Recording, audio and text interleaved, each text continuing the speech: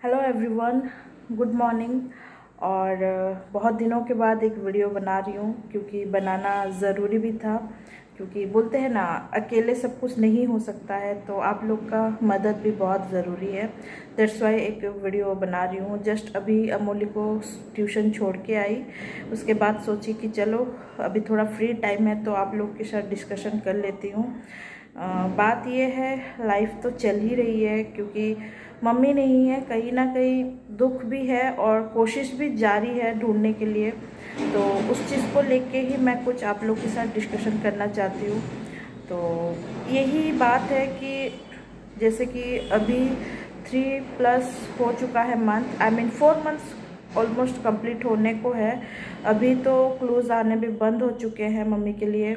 And last week और उससे पहले एक कांटेक्ट मतलब फ़ोन आया था। हमारे रायरंगपुर के ही कोई नेबर्स थे, तो वो लोग थोड़ा कुछ क्लूज़ दे रहे थे कि ऐसे कोई ओल्ड लेडी आई है वो एरिया में। तो वो भी डिटेल नहीं जानती थी, फिर भी मेरे को थोड़ा इन्फॉर्मेशन दी थी। फिर मैं जब सुनी कि उनको पुलिस उठा के ले गए हैं, तो मैं रायरंगपुर में एक डॉक्टर अंकल है, डॉक्टर देवेंद्र नाथ टूडू, तो उनसे मैंने कांटेक्ट किया। तो वो उसी टाइम रात के 10 के आसपास ही वो पुलिस स्टेशन जाके वहाँ पे कंफर्म किए कि नहीं वो नहीं थे, कह के मतलब मम्मी तो नहीं थी, कोई और दूसरी औरत थी। तो चलो कोई ना कोई मतलब किसी ना किसी के ज़रिए किसी को हेल्प मिल रहा है, और हमें भी कहीं ना कहीं ये उम्मीद है कि ऐसे ही कुछ हेल्प मिलेगा लोगों से कि हम मम्मी को ढूंढ ही लेंगे। तो बात यह है कि अभी 4 महीने हो चुके हैं, तो हम लोग को अभी ये माइंड में आ चुका है, मतलब प्रैक्टिकली भी सोच रहे हैं कि मम्मी लोग अभी रोड साइड लाइफ नहीं जी सकते। मतलब सॉरी, मैं आपको एक चीज़ बताना भूल गई हूँ। मैं और एक आंटी हैं, मतलब मैं तो उनको पर्सनली नहीं जानती थी, फिर भी ऐसा हुआ है कि मम्मी हमारे मिसिंग हुई है 13 मार्च को। तो वो आंटी, वो भी सांताली मतलब है, उनका घर पहाड़ों में है, और उनका फ़ोटो एंड डिटेल्स में फ़ोटो वीडियो के एंड में दे दूँगी। तो वो भी मम्मी के 1 महीना पहले, मतलब 2 और 1 फरवरी को पहाड़ों से मतलब मिसिंग हुई है। भुवनेश्वर के पहाड़ों नाम के एक प्लेस से मिसिंग हुई है। उनका नाम है शांतिलता माझी। तो काफ़ी वो लोग भी मतलब स्ट्रेस में हैं, वो लोग भी कोशिश कर रहे हैं। उनका तो 5 महीने ऑलमोस्ट कंप्लीट हो चुके हैं, तो वो भी कहीं ना कहीं मतलब डिप्रेशन में रहते हैं कि मम्मी लोग जो है, मतलब चाहे उनकी मम्मी हो चाहे मेरी मम्मी हो, मतलब ये स्टेज में जो बोलते हैं ना, एज के एंड में अगर ऐसा होता है तो कहीं ना कहीं तकलीफ़ तो बहुत होता है। तो उनके बेटी के साथ मैं बातचीत कर रही हूँ, तो काफ़ी ये सब हम लोग कन्वर्सेशन करने के बाद पता चला कि नहीं, ऐसे तो फिज़िकली ढूंढ के हम मतलब मम्मी लोग को नहीं ला सकते। तो जितना बोलते हैं ना, पूजा पाठ, एस्ट्रोलॉजर, वो सब फॉलो कर रहे हैं। और स्पिरिचुअल तो होना ज़रूरी भी है। कहीं ना कहीं मन में भगवान को तो बुलाते ही हैं कि चलिए कहीं ना कहीं भगवान ही हो सकते हैं, कुछ मिराकल कर सकते हैं कि मम्मी लोग को मतलब सही सलामत रखने के लिए। तो वो अंदर ही अंदर कोशिश है। और रही बात, वो आंटी का भी थोड़ा हेल्थ प्रॉब्लम था, हेल्थ इश्यूज था। जो शांतिलता माझी मैं बोल रही हूँ, वो भी ऐसे अचानक घर से सुबह निकल गई morning walk, and morning walk से वो लौटी भी नहीं। तो बोलते हैं ना, कुछ भी हो, मम्मी लोग ऐसे खो जाने से थोड़ा तकलीफ़ तो होता है।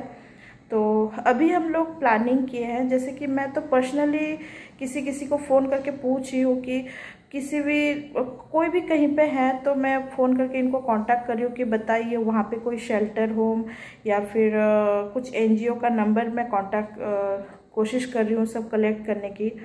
तो अभी मैं देखी कि हर एक इंसान को पर्सनली फ़ोन करके बोलना कि एनजीओ का नंबर और शेल्टर होम मतलब वहाँ का एड्रेस, ये सब ढूंढना पॉसिबल नहीं हो पा रहा है। जितना मतलब हो सकता है हम लोग फ़ोन करके बता रहे हैं। तो मैं सोच रही हूँ कि मैं जितना लोग को जानती हूँ उससे भी बड़ी दुनिया है ये।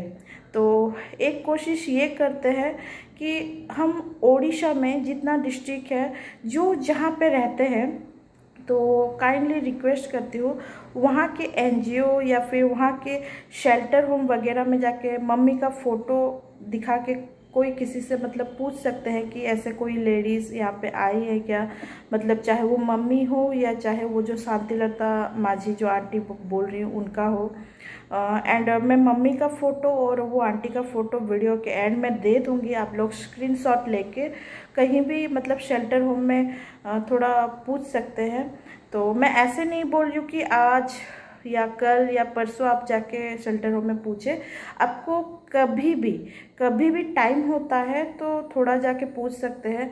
और हाँ, ये बात ये नहीं कि बस उड़ीसा के बाहर भी जो है दूसरे स्टेट में, तो मैं सबसे रिक्वेस्ट करती हूँ जो जहाँ पे रहते हैं चाहे वो खुद के स्टेट में चाहे वो दूसरे स्टेट में, क्योंकि बहुत बड़ी दुनिया है तो सब जगह खुद से रिकवर करना पॉसिबल नहीं है। तो आप लोग से यही रिक्वेस्ट है जो जहाँ भी रहता है वहाँ पे मतलब कुछ भी शेल्टर होम वगैरह है तो वहाँ पे जाके अपने टाइम के हिसाब से कभी ना कभी घूम के पूछ के आ सकते हैं कि ऐसे कोई आए हैं क्या लेडीज़ इसके बीच, तो काफ़ी मदद मिल जाएंगे क्योंकि अकेले सब कवर करना पॉसिबल नहीं है।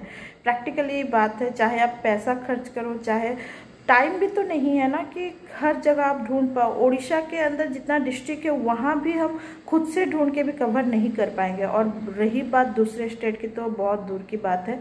तो मैं सोची सोशल मीडिया सबसे बेस्ट प्लेटफॉर्म है सबको ये मतलब हेल्प मांगने के लिए। तो मैं यही रिक्वेस्ट करूँगी जो जहाँ पर भी रहते हैं तो प्लीज़ अपने अपने टाउन में थोड़ा शेल्टर होम नोटिस कीजिए।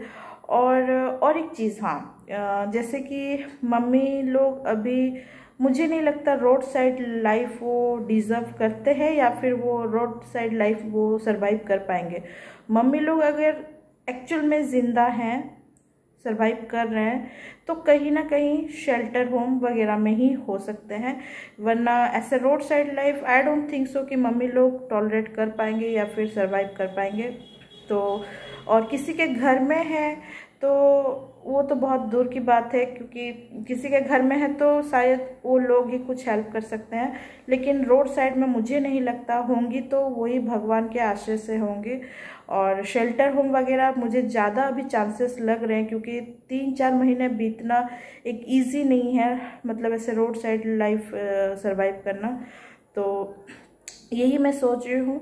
और एक ज़रूरी बात है, जैसे कि नॉर्मली ओल्ड एज होम रहता है जो रजिस्टर वाला होता है, तो वहाँ पे मुझे ज़्यादा नहीं लग रहा है क्योंकि रजिस्टर वाले में कुछ फिनेंशियल हेल्प की ज़रूरत होता है। तो मुझे नहीं लगता कि कोई पैसा देके मम्मी लोग को शेल्टर होम में रखेंगे।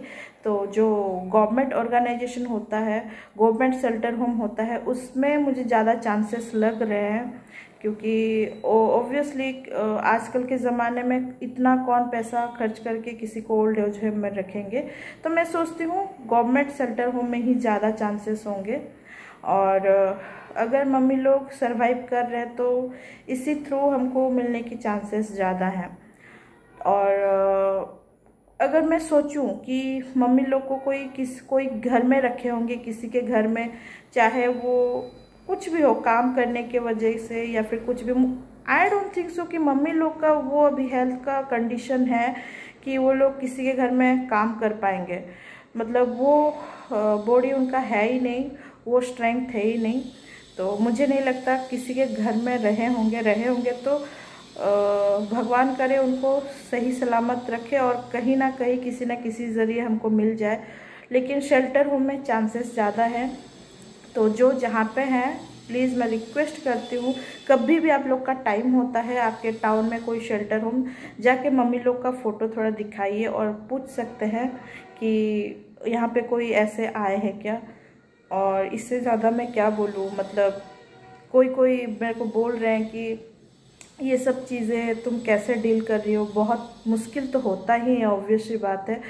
एंड थैंक्स टू मेरे सपोर्टर जो मुझे हेल्प किए हैं, मेरे नेबर्स, मेरे हस्बैंड एंड जो भी मुझे हेल्प किए हैं, उनके मतलब मदद से थोड़ा मैं इस चीज़ से मूव ऑन कर रही हूँ, क्योंकि करना ज़रूरी भी है, क्योंकि अभी नॉट ओनली मी, मेरे साथ जो रहते हैं मेरे हस्बैंड या फिर मेरे बच्चे, उनका माहौल भी मुझे बहुत चेंज करना था।